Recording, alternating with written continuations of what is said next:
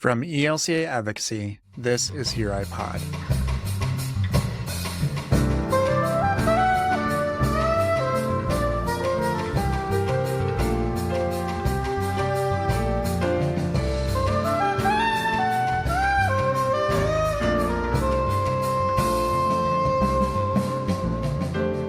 There's so much happening in our communities every week and every day that are impacted by policies at the local, state, and federal levels. Here I Pod will focus on one aspect of what's happening each episode by talking with faith-based advocates, as well as providing steps that you can take in your own advocacy efforts. In episode 3, you'll hear a conversation in two parts between our host, Regina Banks, and Reverend Erin Jones from Lutheran Advocacy Ministry in Pennsylvania. In the first part, they discuss training advocates to meet with their representatives. You'll then hear a short conversation between Reverend Jones and Pennsylvania State Representative Carol Hill Evans about what it's like for a representative to hear from faith-based advocates from their own constituency. In the second part of the conversation between Regina Banks and Reverend Jones, they discuss Christian nationalism, as well as a Bonhoeffer resource that LAMPA developed for use in churches. This is followed by our history segment with Hunger Advocacy Fellow Joey Chen.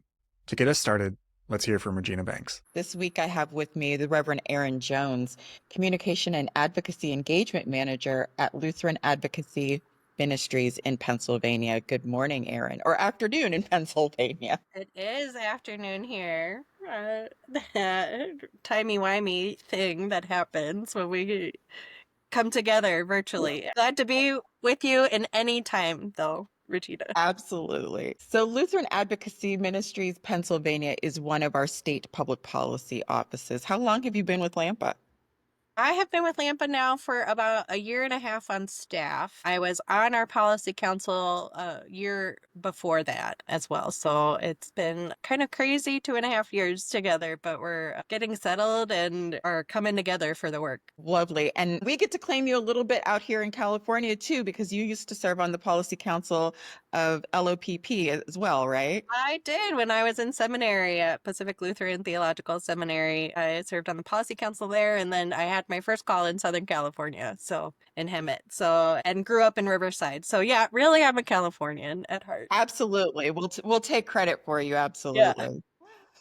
Well, we're meeting today on March 18th, and yesterday we were together on a training for the people in our respective states, California and Pennsylvania, for a virtual lobby day that's going to happen next week. Do you want to tell me a little bit about that? Yeah, we are working with our DC office, with Andrew Fuller, especially to activate advocates in Pennsylvania and California to meet with their congressional representatives, especially on the budget reconciliation process that's happening at the federal level. Andrew, I'm sure, can give a much more technical answer if anyone wants to email him. But from my perspective, it's about connecting our advocates on the ground to their lawmakers, especially so their lawmakers can hear stories about how potential cuts to much needed programs would affect the people in our communities. Where did the idea for this virtual lobby day come from? I think it came from Andrew wanting more work to do, I guess. I don't know.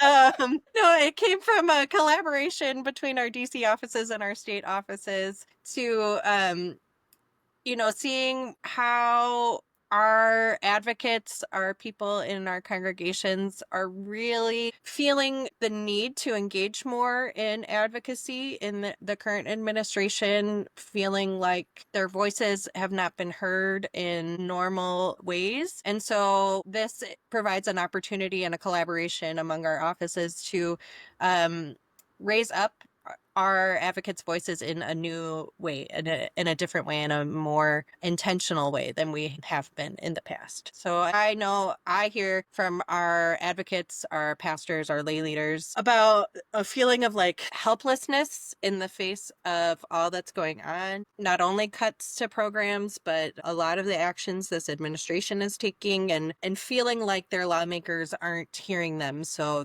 I think these visits will provide even a virtual face-to-face interaction where not only are the advocates made real to their lawmakers, but also their lawmakers' offices are made real to our advocates, right? That there's a real relationship that can be built. Oh, that's a good point. That I always emphasize that you want to be able to make your voice heard to the legislator, but in fact, these are just if you don't go to the town halls, or if there's no town halls that are held, these are just names that you see on in the newspaper or on the news. They're not real people to us. And in fact, they are real people, most of whom are trying to be good public servants. We're caught up in exciting times, all of us. Mhm, So making that connection on the human level so important. mhm. What was the turnout like in your training? Yeah, so we have over 70 people signed up to do meetings with their lawmakers. We had about 30 attend live the training, and that is more than we would expect in any other time for something like this. And so we are really seeing people activated and want and taking hold of opportunities that are presented to them in ways we didn't anticipate. Last year we had, for our state level lobby day, we had 200 people participate. Oh, wow. Yeah, and so we're anticipating at least that this year as well. So, 70 for a one-off, like, we didn't even really put it out to our whole network. We kind of targeted people who we knew were interested in the budget reconciliation process, which Yeah, is, yeah. a niche area. And so the fact that we still got 70 people um, is a telling about how people are feeling the need to engage. Yeah, it's not a competition at all. And also I heard No. you say 200, so that's our number to beat here in California. Yeah. Which is, hard, especially in California, because you have the state lobby days are the days where our state public policy offices connect our advocates to their state legislators. And so in California, yeah, you got to get people from San Diego San up to Diego and Sacramento. from Yeah. Reading down. Yes, yes, the geography works against us. Yeah, absolutely. We'll return to the rest of Regina and Erin's conversation in just a moment. Now we'll hear a short interview Reverend Jones had with the Pennsylvania State Representative. Here's Erin. Can you just say who you are and where you're serving? I am State Representative Carol Hill Evans. I serve the 95th Legislative District, which is located in York County. That includes the city of York as a whole, all of Spring Garden, West York, and North York. And I serve about 65,000 people. I've been in this position for, I'm in my 9th year. So my 5th term, the beginning of my 5th term. I still feel very blessed and very honored to be able to serve. I never saw myself being here, but now being here, it continues to be an honor every day. Excellent. Thank you so much for your service Sure. in that way. We have so many people of faith who are just entering into this advocacy world. What memories do you have of people of faith coming and meeting with you as a state lawmaker? First, I must say, I forget the gentleman's name, but he is a minister. He and his wife both minister to um, legislators, and they come into the office. So the first time I met him, I was really surprised because I didn't know that there was even a position, that helped in this way, that offered those services.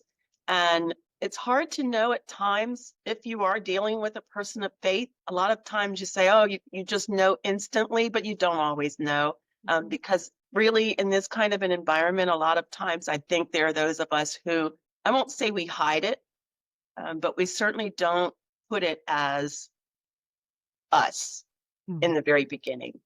It's something that you grow to know, or you have a conversation, and in that conversation, it comes out. They'll they talk about their blessings, or talk about just the honor of being here and of service and what it means to them, Mm. and the kind of impact that they want to have on other people's lives, which is to me about service and how you serve. Um, and so it would have been the pastor who came in, handed me a card, said, I want you to know that we pray for you. And I was just kind of moved almost to tears. I didn't even know that. I mean, I knew that I feel covered. I know Mhm. that I'm covered, but I didn't know that there were actually people who don't know me that are just out there praying for me. And it just was a sense of comfort. It gave me a feeling of energy, and it just gave me purpose, knowing that what I'm doing, I must be doing something right because people are actually praying for my success. And so that was just, that was a good feeling. It really was. Oh, I love that. What a simple thing for people to be able to do. Like, just pray for your lawmakers and let them Mhm. know, right? Like, Yeah. that feels like so attainable in this time. Um, what what do you see people of faith doing in your district? Like, and how does the work that you see that they are doing, how does that kind of weave into the work that you are doing as a state lawmaker?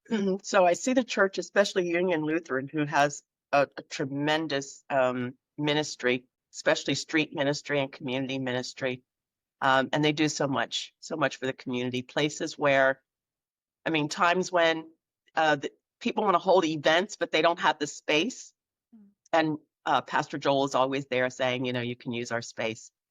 He does things for, I actually attended one of his services, and it took me back to when I was a child, when I was a kid going into, you know, we would go around as our Sunday school would go visit other Sunday schools, and then we would go to their churches. And just I want to say pomp and circumstance, all of the kind of respect for, because I'm a Methodist. And Mm-hmm. and so as a Methodist, we have certain methods that we use. And so, you know, it was different, but it was still just as meaningful. Um, and having visited so many other churches, I think we've lost a lot of that. You know, saying the Lord's Prayer at a certain time, um, doing the creed at a certain time. You know, the voices. I grew up with big choirs and lots of voices, and we would sing the amens, not just say amen and keep it moving. And it was comforting to know that that still exists. That people still do that, just that. And even at my own church, same church, Methodist church, um, we've gone the way of, you know, just cutting back on some of the doxologies and things like that that were so purposeful and meaningful, even though we didn't understand it as kids. We knew that it was part of our service and part of our worship. And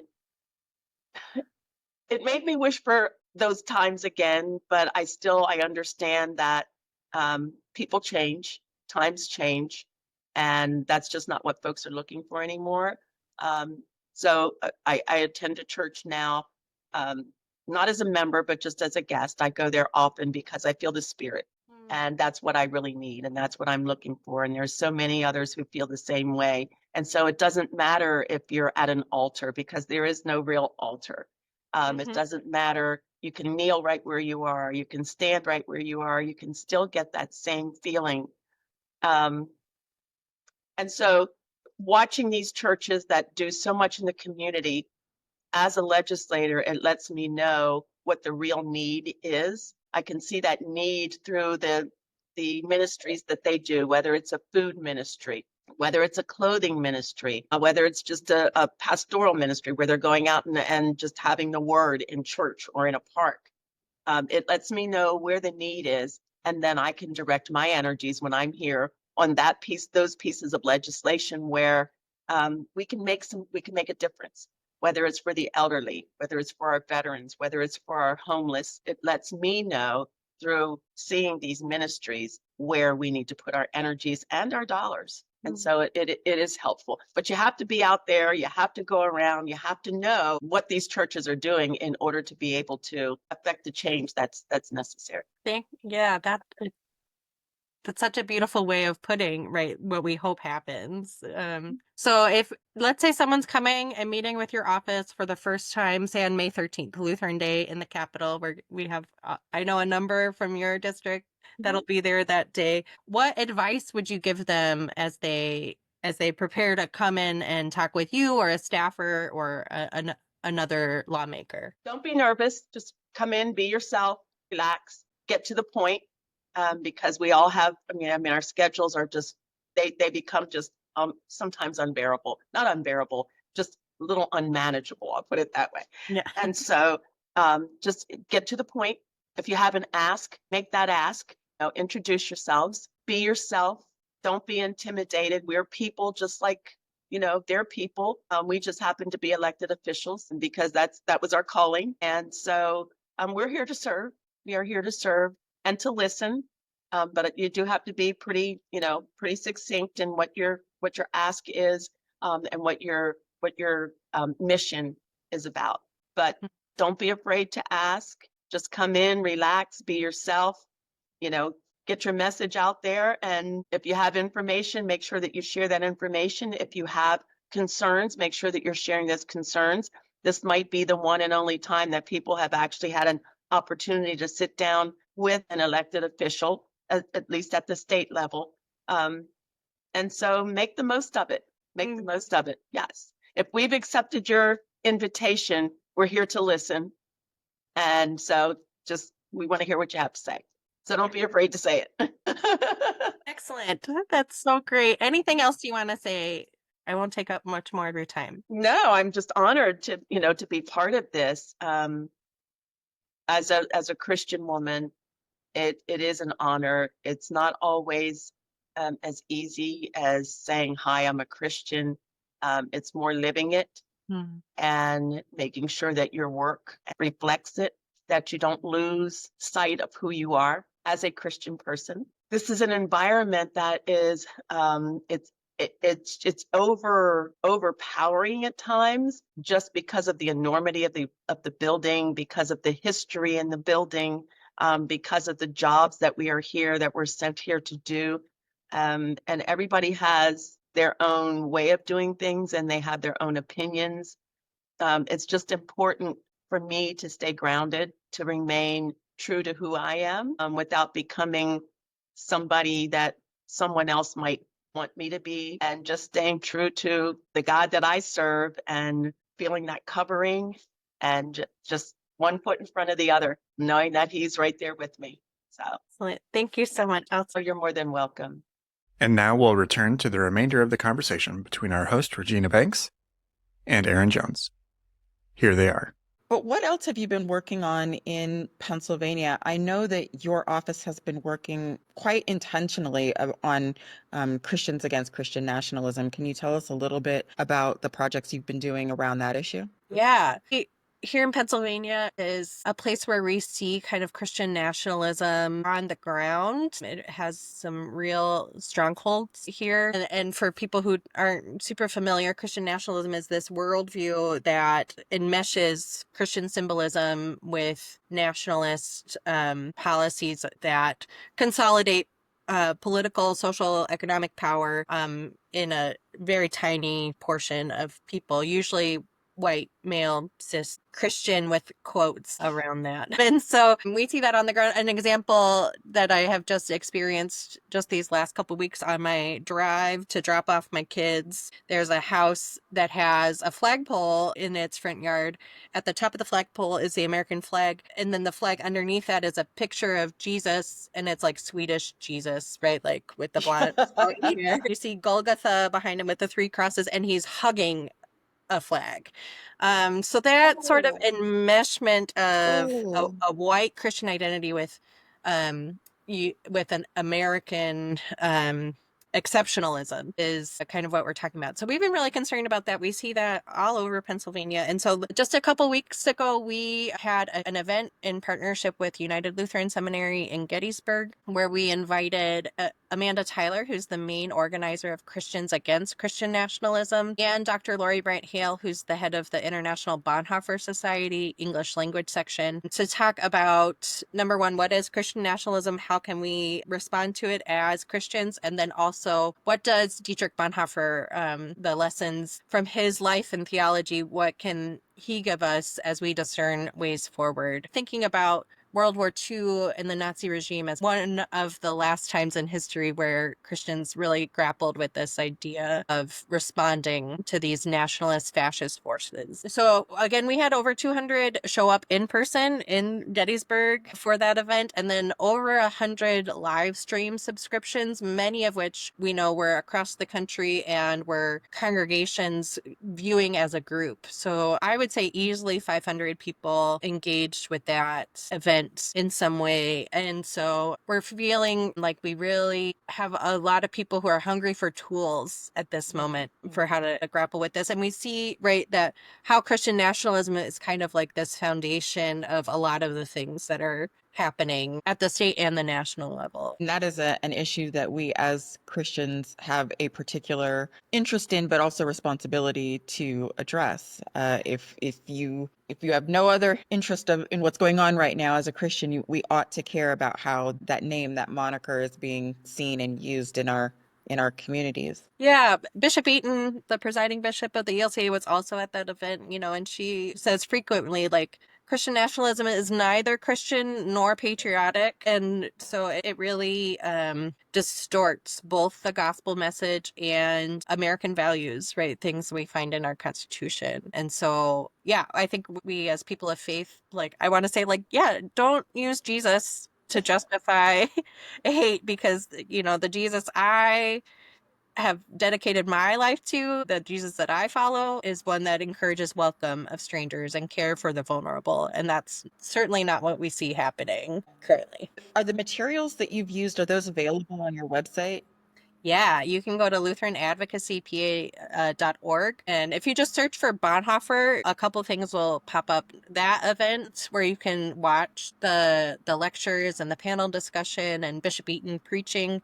And then we also have a 4 to 6 week curriculum that Dr. Brant Hale created for congregational use. And we know, I think dozens, if not 100 or more congregations have used that across the country. And it's been really effective for just starting conversations in places where maybe you feel like you can't have these conversations outright, but you can maybe bring up Dietrich Bonhoeffer because he's like, I don't know.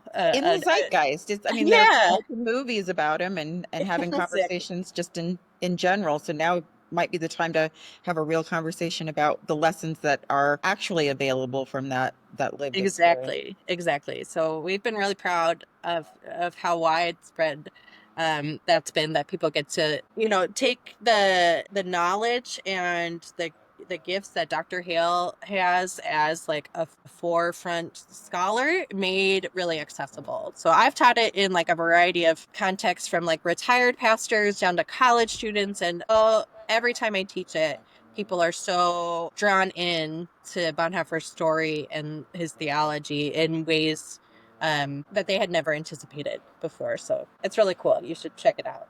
Well, Erin, thank you so much for being with me. The last question I like to ask people is, where have you seen the gospel recently? Where have you seen it? I see it when I teach when I teach Bonhoeffer. I see people when it clicks for people, that what they feel instinctually about how what we're seeing play out is not gospel, when all of a sudden it clicks and they're given a vocabulary to engage their faith in new ways. That's where I see the gospel play out, because all of a sudden then they're on fire, and in the best way, right? It's who we have, right, and are wanting to engage and are excited about the gifts of the church. I think so often we get like really down about like, oh my gosh, the church is so slow or so behind the times. And I think we're seeing a moment where people can be really energized by this. And I know, the ELCA has been doing a lot of intentional work, and I'm really excited for people to like realize that in many ways we have these tools already for them to just grab onto. Fantastic. Reverend Erin Jones, Communication and Advocacy Engagement Manager for the Lutheran Advocacy Ministry in Pennsylvania. Thank you so much for joining me. Thank you. For our history segment, Hunger Advocacy Fellow Joey Chen builds upon what Regina and Erin just discussed in Part 2 and shares a bit more about Bonhoeffer's legacy and what we can learn from his life and teaching today. Here's Joey. For many Christians and Lutherans, Dietrich Bonhoeffer remains one of the most compelling figures for informing the ways in which we live out our faith today. Bonhoeffer's question, "Who is Christ for us today?" reverberates throughout our churches as we grapple with what it means to confront injustice and answer God's call in our specific time and place. One of the most formative experiences of Bonhoeffer's life was his time visiting the historically black Abyssian Baptist Church in Harlem. It was there that Bonhoeffer came face to face with the immediacy of the gospel and the power of a prophetic witness. Upon returning to Germany, Bonhoeffer would emphasize turning away from an abstract ethic and towards a concrete ethic, saying we can and should speak not about what the good is, can be, or should be for each and every time, but about how Christ may take form among us today and here. Bonhoeffer saw a tangible resistance to racism at a Byzantine Baptist church and joined an effort back at home to resist the rising fascist force of the Nazi regime. As these forces continued to rise, Bonhoeffer would feel the developing threat and ask his fellow Christians, "For what are we waiting?" Bonhoeffer's life and work presents us with the same question today and calls us to consider how God's grace compels us to pursue peace in our own contexts and communities. Finally, if you want to take action today, please head over to the ELCA's Action Center and use any of our active action alerts to message your own representatives. If you're listening to this around the time this episode airs, we are conducting a Lenten Action Series. You can message your representatives about a variety of issues, including but not limited to education, immigration, and hunger policies. If you want to explore the Bonhoeffer curriculum LAMPA has created to use within your own community, head over to lutheranadvocacypa.org/Bonhoeffer. Links will be provided in the show notes. This concludes episode 3 of Here I Pod.